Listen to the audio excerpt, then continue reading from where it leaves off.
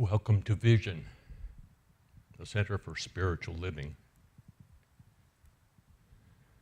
Whoever you are, wherever you've been, you're welcome here. You are safe, and you are loved. What an honor it is for me to stand in your presence. Yesterday, Patty picked me up from the airport. We had lunch. We spent hours together. We laughed. We giggled. We explored science of mind. I went away from that time with her inspired and reminded. And this morning in meditation, I got, yesterday, you were in the presence of a master.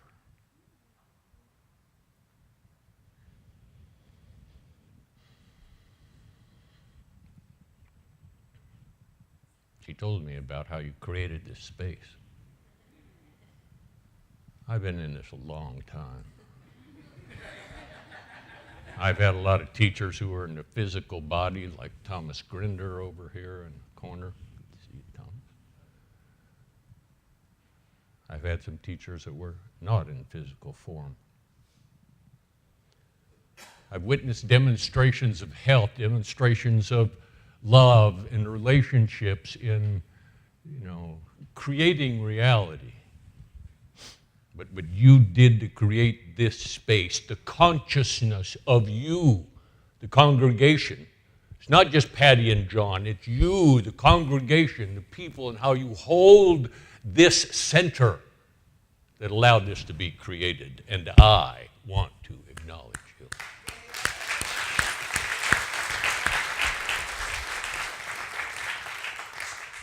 That's consciousness. That's the idea that consciousness creates reality. This morning we're going to talk about the wonder, the joy and wonder of choice. And I invite you to get underneath the words, get underneath the stories, I might say. And if I say something a little different than you're used to, please forgive me that. Because my intention here this morning is to remind each of us that we are the essence of God. And the rest we get to make up. And for me, that's the joy and wonder of choice. And I invite you to explore choice, because from my position, choice is your greatest power, and it is your greatest responsibility. You have the ability to choose. Many of you are familiar with my story. When I was 22, I had a spinal fusion after a year of alternative kind of stuff. During surgery, the spine got infected with E. coli bacteria. This was over 50 years ago. E. coli is a bad bug. It was worse then.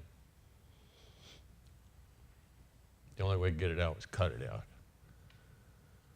After 6 surgeries, I was referred to the University of Washington Hospital. They said I had the worst case of osteomyelitis of the spine they'd ever seen. They said, Terry, it's now spread up and down your spine. It's not just in the 2 vertebrae that were fused. This is in your bone, throughout, around your spine, up and down. It's followed both your sciatic nerves into your thighs. It's in your pelvic area. It's in your abdomen. And we got to go cut it out. So the night before surgery, 6 doctors came into my room. Orthopedic surgeon from England, supposed to be the number 3 guy in the whole world. That's what the residents and interns said. The chief of infectious disease, the chief of general surgery, and their residents. We're going to start from here, go up around your belly button, go up your sternum, open all that up, clean it all out, separate your organs out of the way, get down the spine, we'll chisel and scrape the infection out of your spine. When we're done with that, we're going to roll you over, and the orthopedic surgeon's going to start from the back. Going to start way down here, as low as they can go between your buttocks, up mid-back. We'll open that up, chisel and scrape the infection out of your spine. When we're done with that, 2 teams of surgeons are going to start at your belt line and open up both your buttocks and follow your sciatic nerves. And when we're done with that, we're going to tip you up and come in between your scrotum and rectum.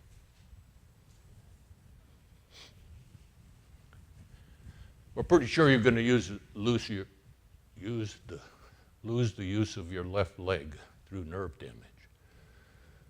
Then he went on and said, you're probably going to lose some mobility of your right leg. There's a good chance you're going to lose the control of your bowels and your bladder, and there's a good chance you're going to end up sexually impotent.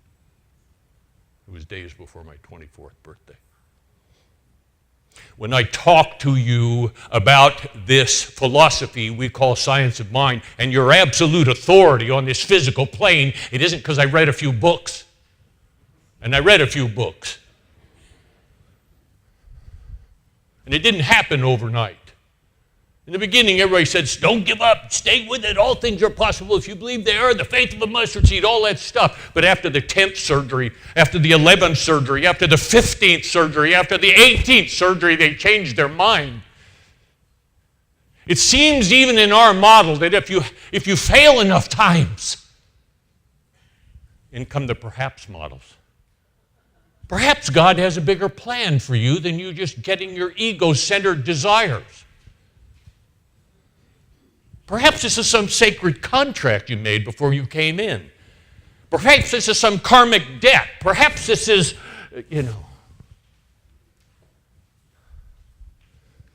When they sent me to see a psychiatrist, he said, look, this is the reality you can face. This is your prognosis. And I said, I don't want to believe like you. I didn't want to make him wrong. By that time, I learned you make a doctor wrong, they'll get even with you. So I just said, I don't want to believe like you. I want to be well. I wanted to go to the bathroom the way I used to go to the bathroom instead of in a plastic bag attached to my hip. And he looked at me and he said, Terry, that's your ego talking. You want to use these principles, you've got to be willing to stand boldly in the face of insurmountable obstacles and say, I will not be denied. But where? Where can you go? Where can you look to for support? Welcome to Vision. Whoever you are and wherever you've been, you are welcome here. You are safe and you are loved, and we will teach you about the tools of choice.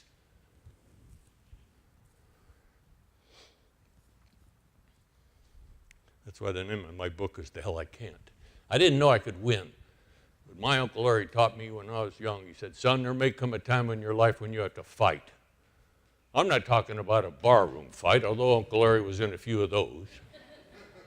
He said, I'm talking about a real fight, and you may not know whether or not you can win, but you will know when you have to stand and fight. That's what this center offers us, not just how to, when it's pretty and when it's wonderful, and how to have more of that, and the songs, and to walking in the room and feel hugged and loved by people, just the way you are.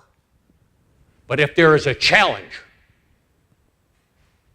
if you come up against the big one that says you cannot win here, you will find sisters and brothers that say, I'll stand with you. I'll stand next to you as we figure this out. There are principles you can use. You can take charge of your creative mind.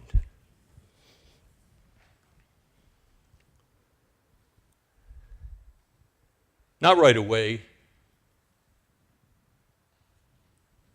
But in the beginning, I began to get little glimpses. First, it was Psycho-Cybernetics by Maxwell Maltz. He said you have a self-image, and all your attitudes, beliefs, and even your opinions are consistent with your self-image. And you can change your self-image. If I can change my self-image, maybe I can change my beliefs. I began to explore this idea that consciousness creates reality. And over the years, I found what I call new thought. New thought is that philosophy that has two basic premises. One, you're a spiritual being. And two, consciousness creates reality. And out of that new thought, as I explored these different books, then I moved in and found Ernest Holmes, one of the great teachers of New Thought.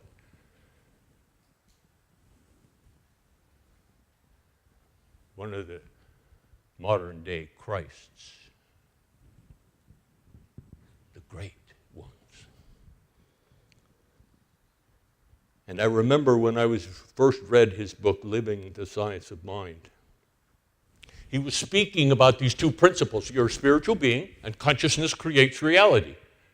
You're a spiritual being, and as you believe, so shall it be done unto you. On page 121 of Living the Science of Mind, Ernest says, whatever you believe to be true about God, declare it to be the truth about yourself. He didn't, now listen, I love how he uses words. He didn't say accept it. He didn't say, because when you're down at the bottom looking up, it's hard to accept it. He said, stand boldly and declare it the truth about yourself. Whatever you believe about God, declare it to be the truth about yourself. And as I read and studied more and got into what he was saying on page 180 of Living the Science of Mind, he says, our union with the divine is not that we are one with God. It is not that we are one in God, for these imply separation.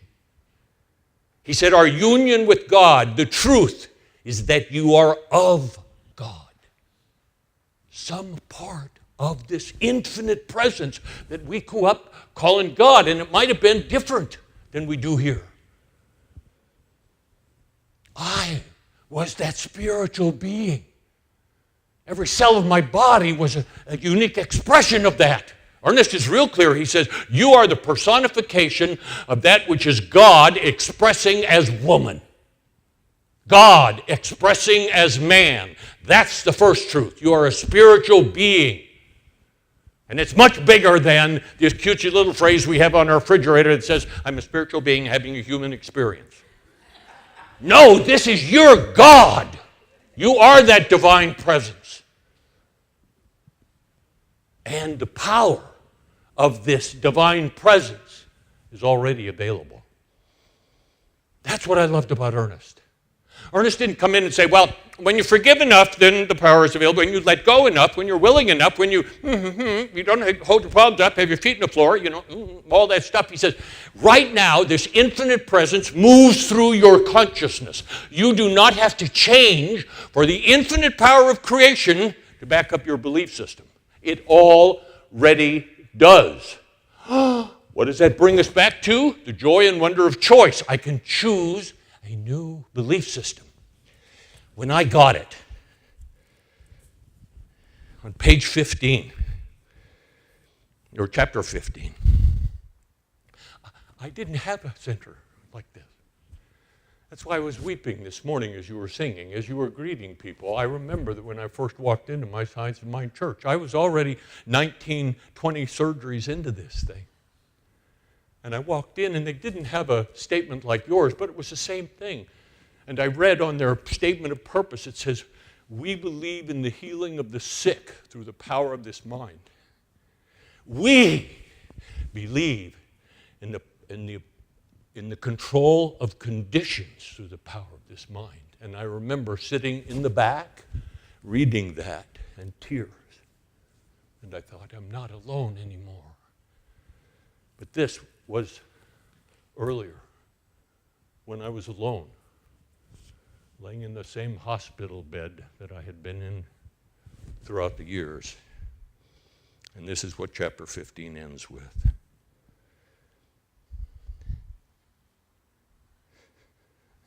As I lay there in bed, I knew it didn't matter how long I had been sick or how beat up my body was. I had an experience of the truth that set me free. I had found at last this human aspect of me I called my belief system controlled the power of creation itself. That's the center of this center. That's the heart of what Ernest Holmes talks about. You're already holy. You're already magnificent. You're already powerful. If your life isn't working the way you want, then here's some tools you can use to change your consciousness. You don't have to become worthy. You're already worthy. You're already the most magnificent idea God holds. And from that, we move into the second principle of New Thought, and that is that consciousness creates reality. On page 122, Living the Science of Mind, Ernest says this: the power within you is the law, an aspect of the divine that is an all-powerful medium. And you have the power to use this medium any way you see fit. Any way you see fit. Your priorities, your aspirations. I remember telling the psychiatrist, I don't want to live in a wheelchair. I don't want to spend my life in a wheelchair. And he said, Terry, you have to accept your human limitations. You have the power to use this medium any way you see fit. And he goes on page 169, says, therefore you may know that everything you do, everything you say, everything you think carries with it divine authority. That's what Patty offers us here. That's what Science of Mind offers, and I want to tell you that I travel all over in a lot of Science of Mind centers, and they don't always get down to that, because when push comes to shove, they want to back up a little bit. Some of them even want to encourage you to accept the things that you cannot change. Not Patty. She stands boldly in the truth of this philosophy. You're a spiritual being, and the rest you get to make up. The Hindu teachings. This is not new. Ernest didn't make this up. This is what he says. This is not new with me. In the Hindu teachings, there's a wonderful book. It's out of print now. It's called The Magic and Mysticism of India. And what it says in this idea of consciousness creates reality, it says on page 39, it says, in the Hindu teachings, it is held that there exists a universal mental principle which is known as creative mind. Sound familiar? Its essence and elementary character may be described as being something like the blending or combination of imagination and will. Each person is possessed of a portion of this creative mind and is able to use it to create there in material form the reproduction of that which he or she has previously created in ideal form in their mind.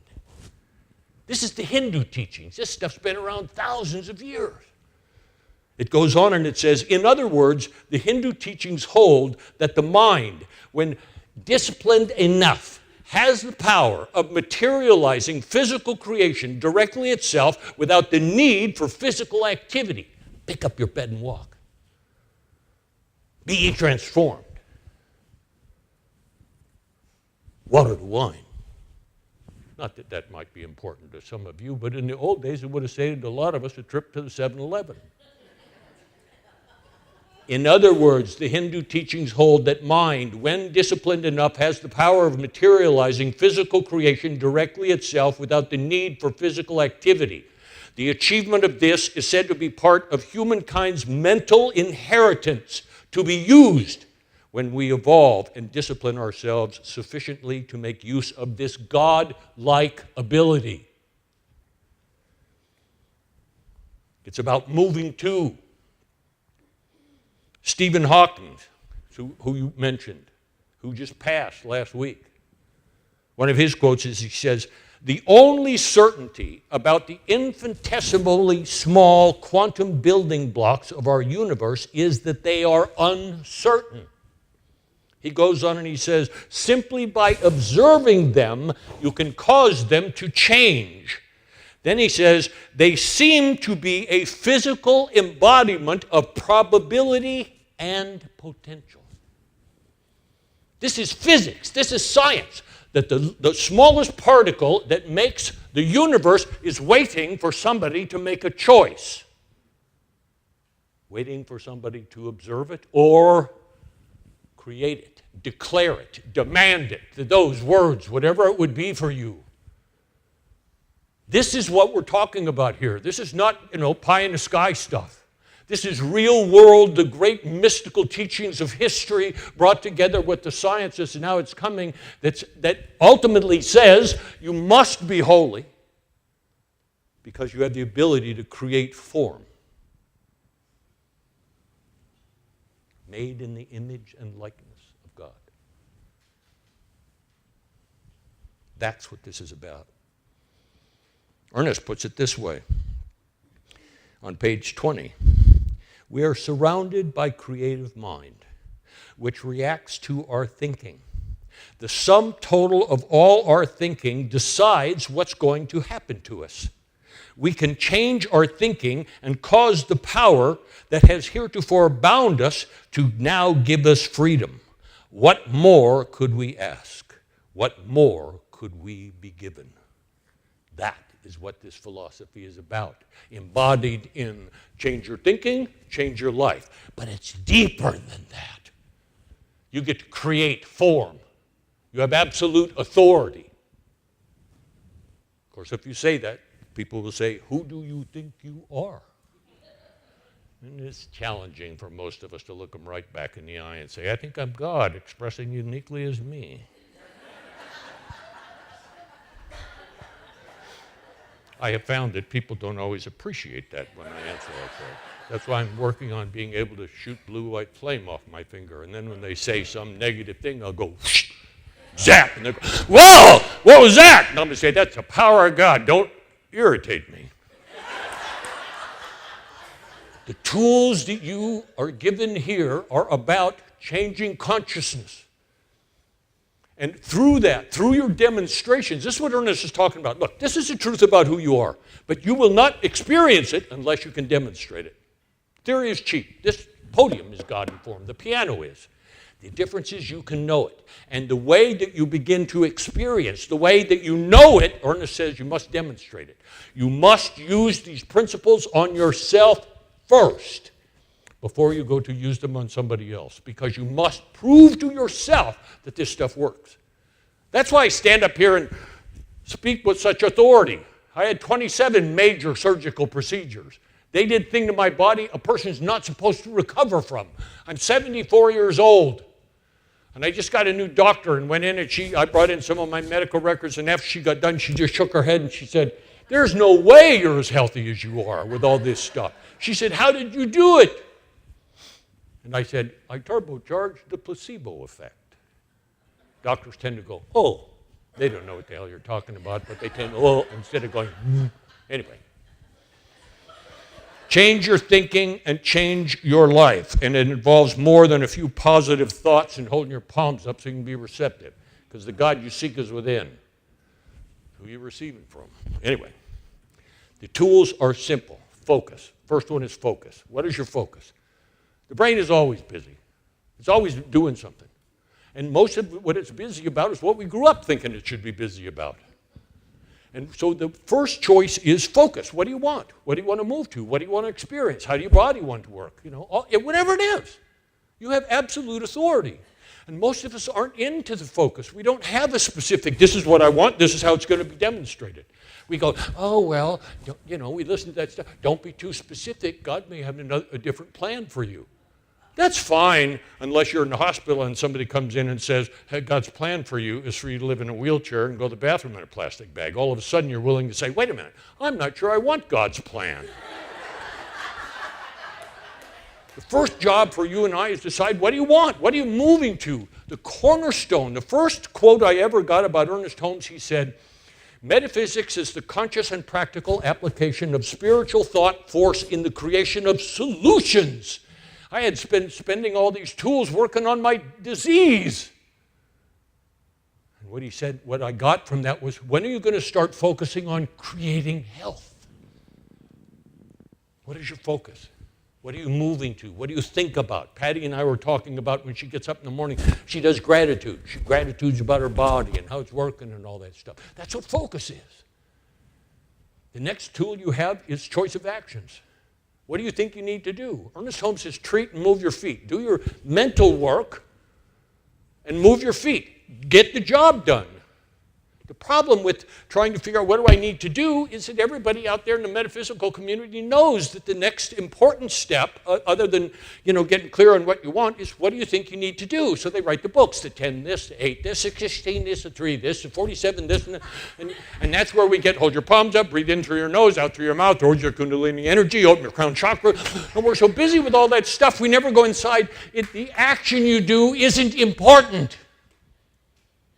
It's your belief in the action that gives action power.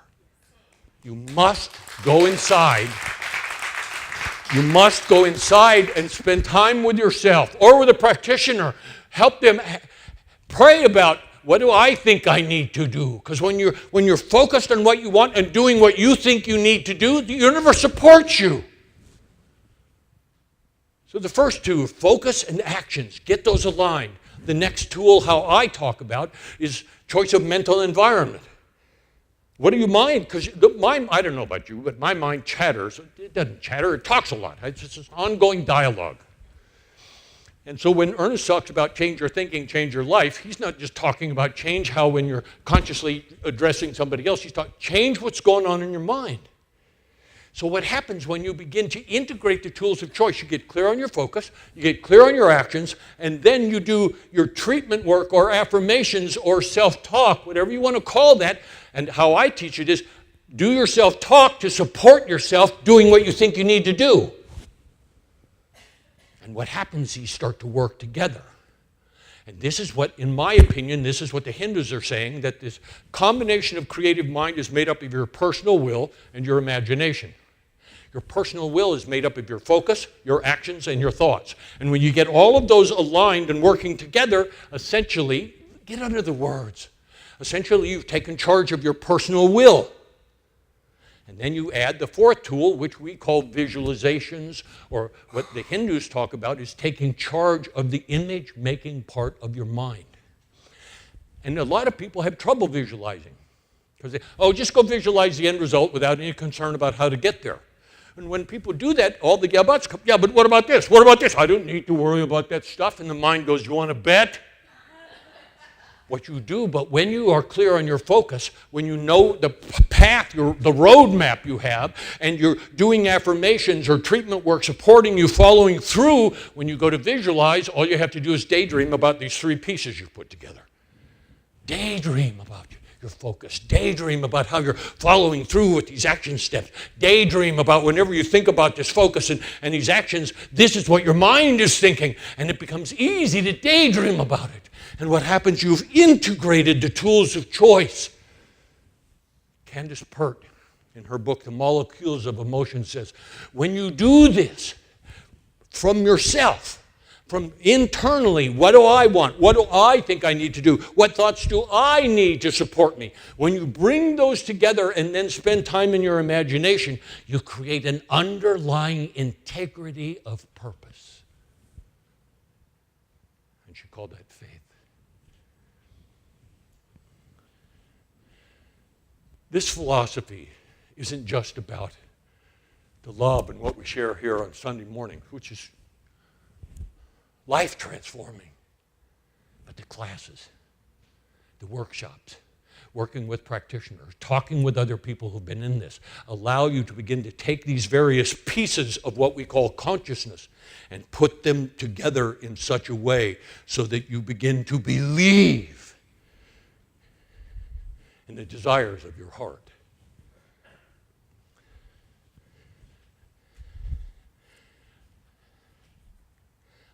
I remember being engulfed with disease. Holes in my colon, tubes down my nose, and laying in the hospital bed, knowing that I was going to get well.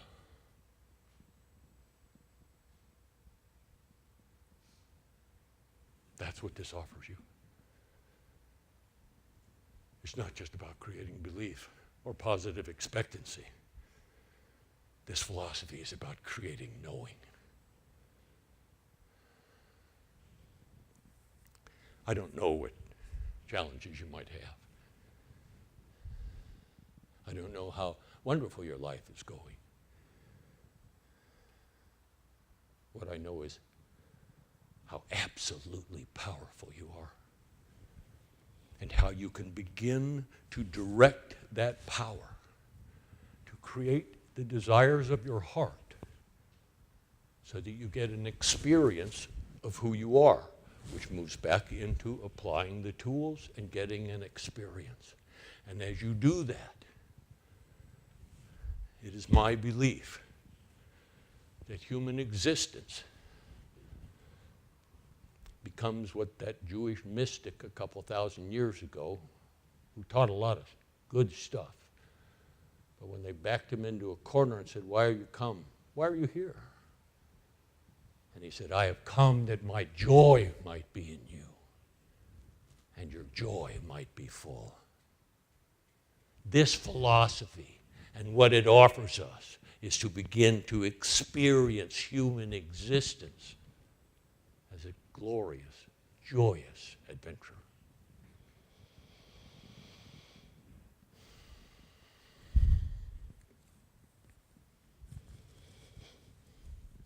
Welcome to Vision. Whoever you are and wherever you've been, you're welcome here. You're safe. And you are loved.